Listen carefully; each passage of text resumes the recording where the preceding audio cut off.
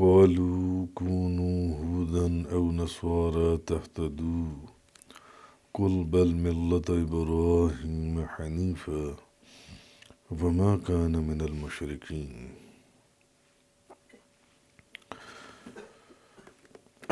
کل ہم نے سورۃ البقرہ کی آیت نمبر 134 تک کی تفسیر مکمل کی تھی۔ آج 135 کی تفسیر کا بیان ہے۔ وَقَالُوا كُونُوا هُودًا أَوْ نَصَارَىٰ تَهْتَدُوا، اور اہل کتاب نے کہا یہودی یا عیسائی ہو جاؤ تب ہدایت پاؤ گے۔ اہل کتاب نے کیا کہا؟ یہودی ہو جاؤ یا عیسائی ہو جاؤ تو ہدایت پا جاؤ گے۔ قل، آپ فرمائیے، بل ملت ابراہیم حنیفا، بلکہ ہم ابراہیم علیہ السلام کی ملت پر ہیں جو باطل سے اعراض کرنے والے تھے۔ وما کان من المشرکین، اور مشرکین میں سے نہیں تھے۔ امام ابن جریر طبری وہ اپنی سند کے ساتھ روایت کرتی ہیں کہ حضرت ابن عباس رضی اللہ تعالی عنہما بیان کرتی ہیں، حضرت عبداللہ بن عباس فرماتی ہیں کہ عبداللہ بن سوریہ نے نبی کریم صلی اللہ علیہ وسلم سے کہا کہ ہدایت صرف ہمارے دین میں ہے، ہدایت صرف ہمارے دین میں، اے محمد صلی اللہ علیہ وسلم آپ ہماری پیروی کریں، آپ ہماری پیروی کریں کیونکہ ہدایت ہمارے دین میں، تب آپ ہدایت پائیں گے۔ اس نے نبی کریم صلی اللہ علیہ وسلم کو کہا کہ ہدایت ہمارے دین میں، اگر آپ ہدایت پانا چاہتی ہیں تو آپ ہمارے دین کی پیروی کریں، آپ ہماری پیروی کریں۔ اور ایگزیکٹلی اسی طرح عیسائیوں نے بھی نبی کریم صلی اللہ علیہ وسلم کی بارگاہ میں یہ بات کی کہ آپ ہمارے دین کی پیروی کریں اگر آپ ہدایت چاہتی ہیں تو، اگر آپ ہدایت چاہتی ہیں۔ تو جب یہودیوں نے اور عیسائیوں نے نبی کریم صلی اللہ علیہ وسلم کی بارگاہ میں یہ بات عرض کی کہ اے محمد آپ ہمارے دین کی پیروی کریں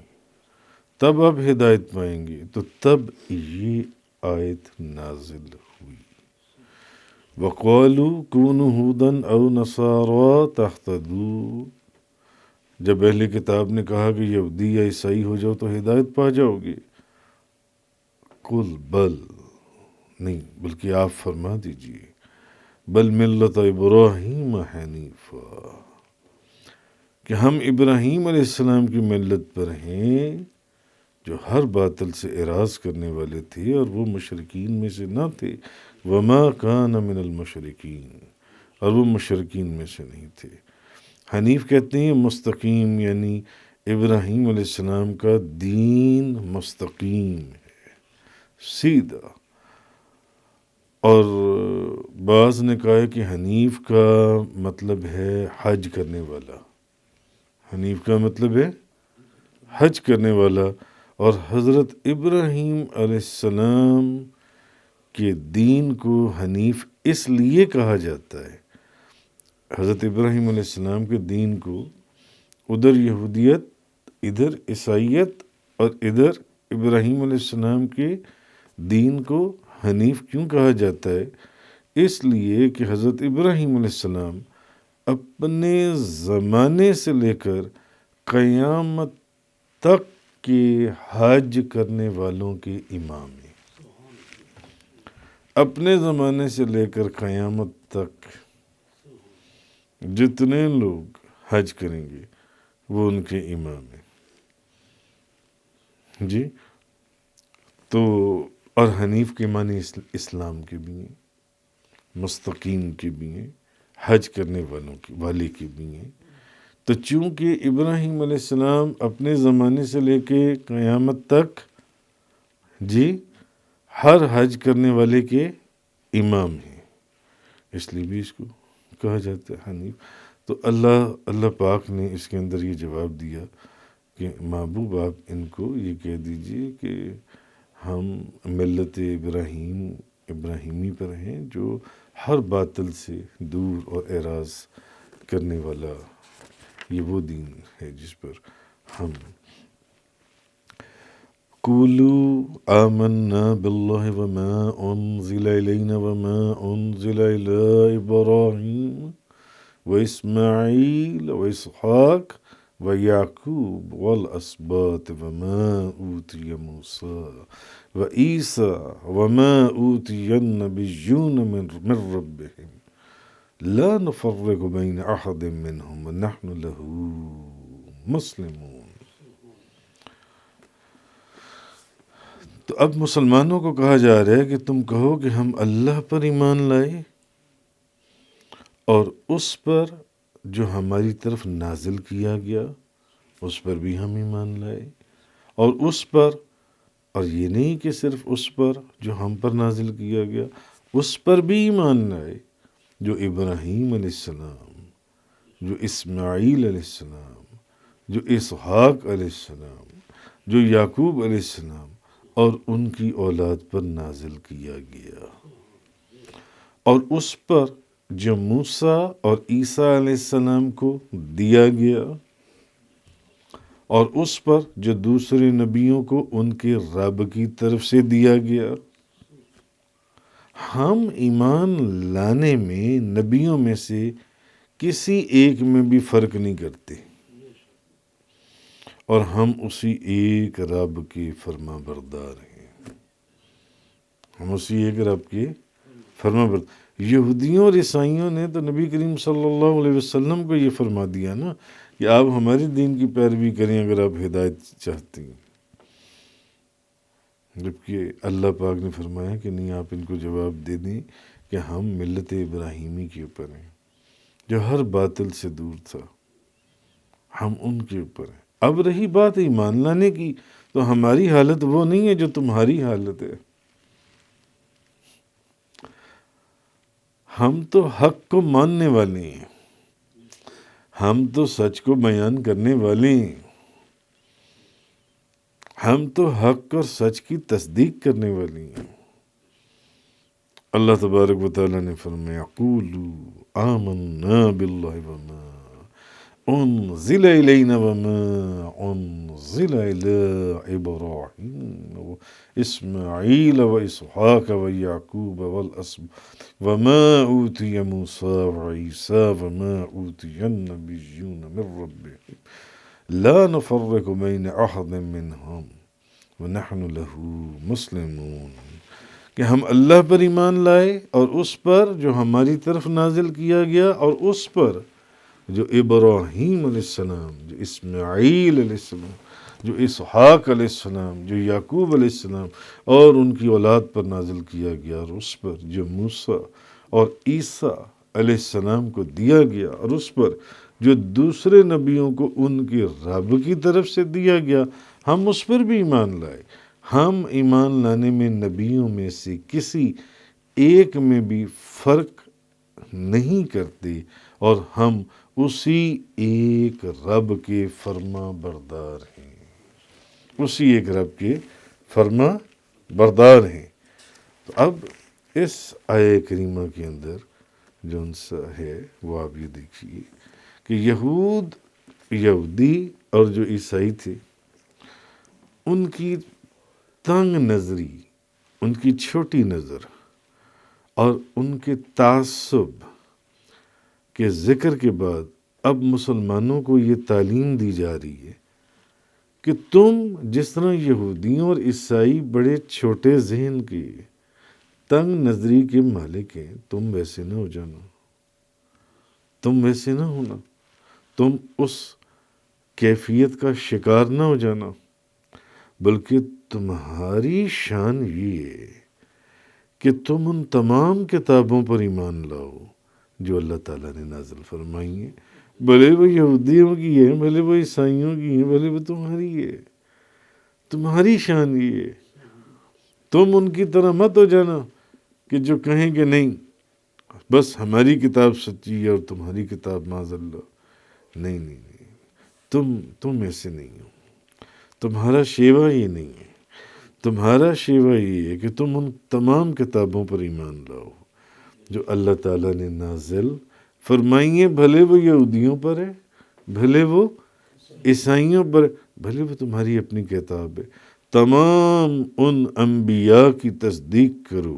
جنہیں اللہ تعالیٰ نے حق کے ساتھ بھیجا، ان تمام نبیوں کی تصدیق کرو۔ یہ نہیں کہ صرف اپنے نبی کی تصدیق کر دی اور دوسروں کے نبی کی تکذیب کر دی، نہیں،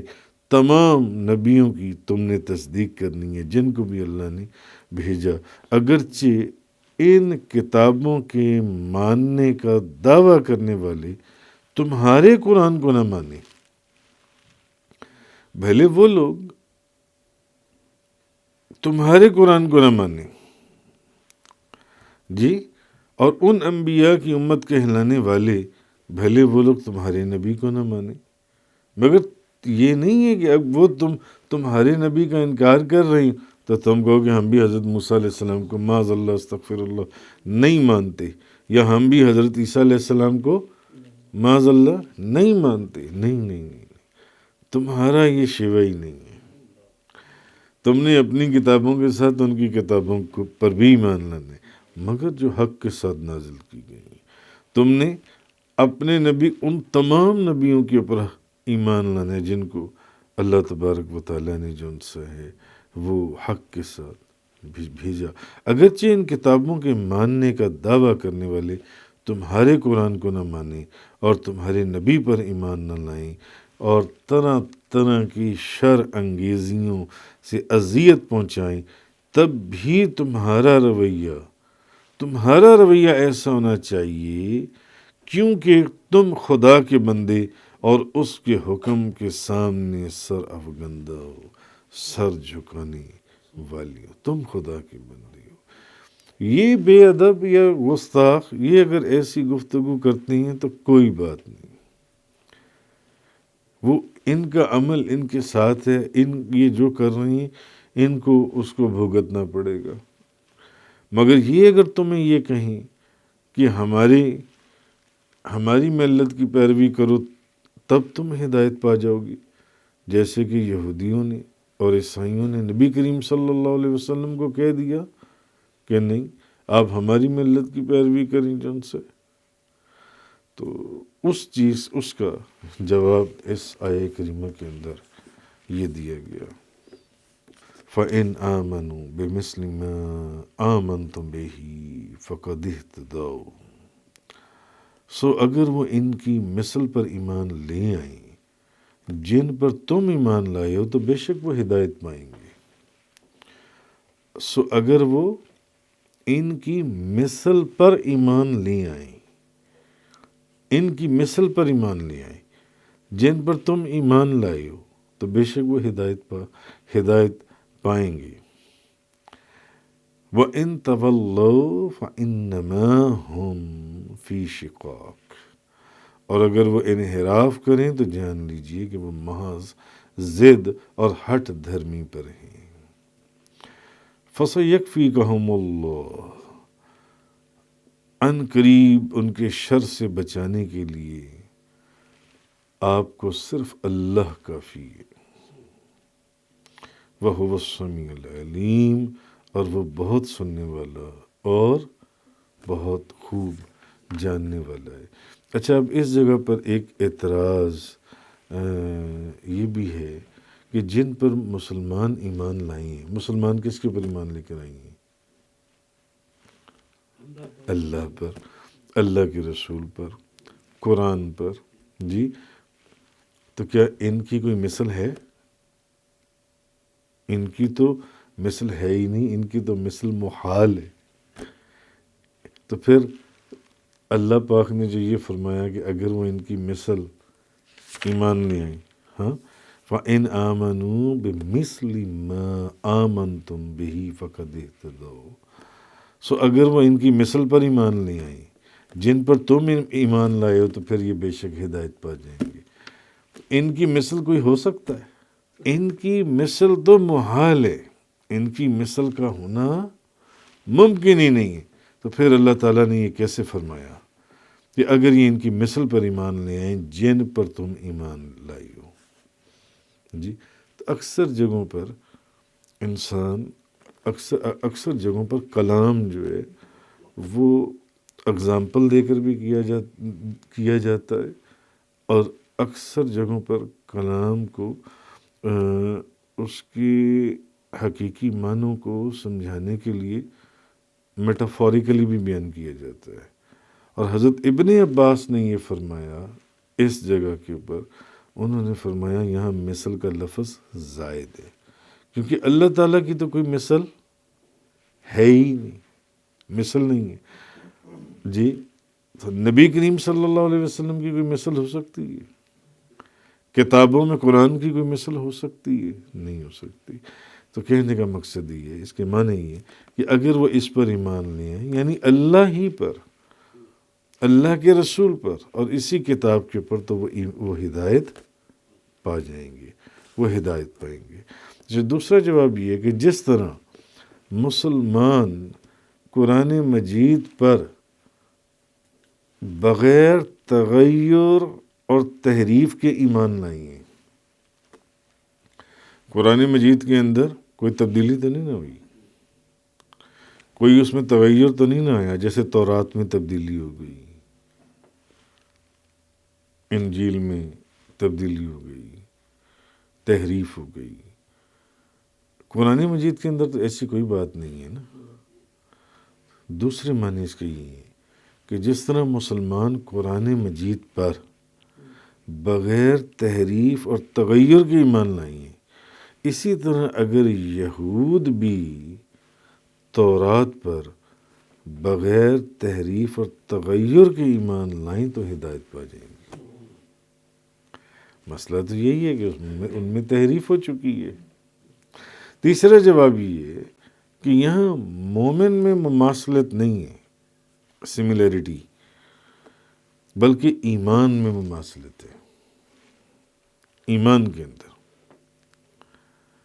یعنی اگر یہ اللہ اور رسول پر تمہاری طرح ایمان لائیں،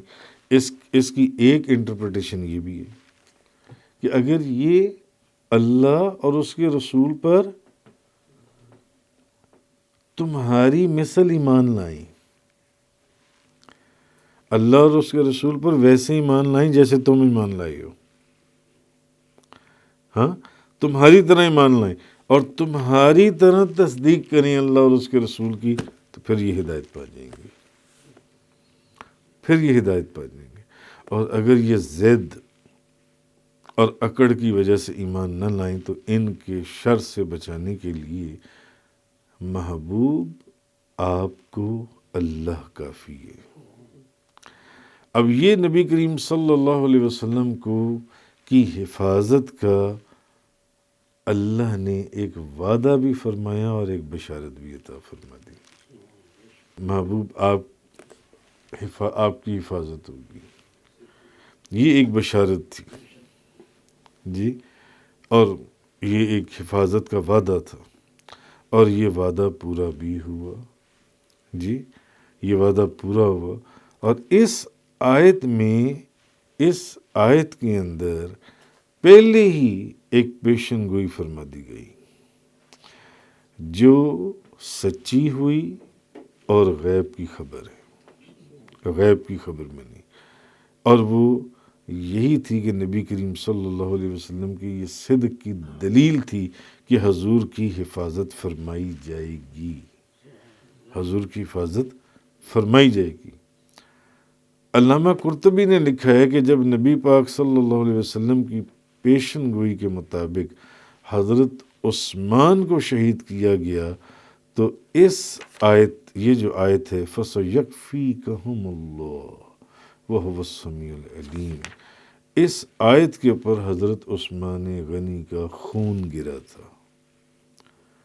اس آیت کے اوپر حضرت عثمان غنی کا خون گرا تھا جی۔ اچھا، اب پیشن گوئی فرمائی گئی تھی بہت پہلے، اور وہ نبی کریم صلی اللہ علیہ وسلم کے لیے کہ آپ کی حفاظت فرمائی جائے گی، یعنی کوئی کافر، کتنی جنگیں ہوئیں، کتنے غزوات ہوئے، کتنی دشمنیاں تھیں، کوئی کافر آپ کو قتل نہیں کر سکے گا۔ یہ اللہ پاک نے قرآن کریم کے اندر بہت پہلے یہ بات اپنے محبوب کو بتا دی تھی کہ کوئی کافر آپ کو قتل نہیں کر پائے گا۔ حالانکہ کتنے غزوات ہوئے، کتنی جنگیں ہوئیں، کتنی دشمنیاں اور کتنے دشمن اور کیسے کیسے جگہوں کے اوپر وہ گھات لگا کر بیٹھے رہتے تھے، مگر اللہ پاک نے پہلے ہی فرما دیا تھا کہ محبوب آپ کو کوئی کافر آپ کے اوپر قتل کرنے میں آپ پر غالب نہیں آئے گا۔ فَسَيَكْفِيكَهُمُ اللَّهُ وَهُوَ السَّمِيعُ الْعَلِيمُ، تو عن قریب ان کے شر سے بچانے کے لیے اللہ آپ کو کافی ہوگا۔ ہاں، رہا ایذا دینا یا تکلیف پہنچانا، اب اگر کوئی کہے کہ جی نبی پاک صلی اللہ علیہ وسلم کو فلاں غزوے میں فلاں تکلیف آئی، فلاں آپ کی ایذا رسانی کی گئی، فلاں آپ تکلیف سے دوچار ہوئے فلاں کافر نے، تو وہ ایذا پہنچانا یا تکلیف پہنچانا وہ اس آیت کی خدا نخواستہ اس میں نہیں آتا کہ وہ اس کا انکار کرتا ہے۔ اللہ پاک نے جس چیز کا وعدہ فرمایا تھا وہ یہ تھا کہ کوئی کافر آپ کے قتل کے اوپر دسترس نہیں رکھ سکے گا، کوئی کافر آپ کو قتل نہیں کرے۔ ایذا اور پریشانی یا تک چھوٹی موٹی تکلیفیں جو سی ہیں، یہ اپنے ساتھ ایک نظام کے ساتھ چل رہی ہیں۔ تفسیر قرآن کا یہ لیکچر انگلش میں سننے کے لیے براہ کرم ڈسکرپشن میں موجود لنک پر کلک کریں۔